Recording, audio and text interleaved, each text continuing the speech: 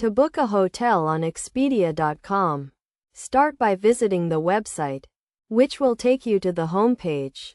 From there, select your destination, such as Nepal, and choose a specific location, like Kathmandu. Then, specify your check-in and check-out dates. For example, June 19th and June 20th, and click Search. Expedia will display a list of available hotels, including their prices and availability. You can browse through the options, which may include hotels with amenities like swimming pools, and select the one that suits your needs.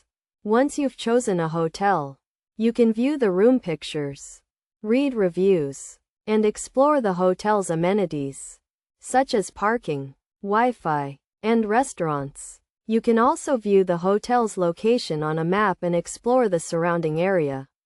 After selecting your hotel, you can proceed to book it by clicking Reserve, and then choose your payment option, either paying now or paying at the property. If you choose to pay now, you'll be taken to the payment page, where you can enter your credit or debit card information, or use an alternative payment method like PayPal. The total cost, including taxes and fees, will be displayed, and you can complete the booking by following the prompts.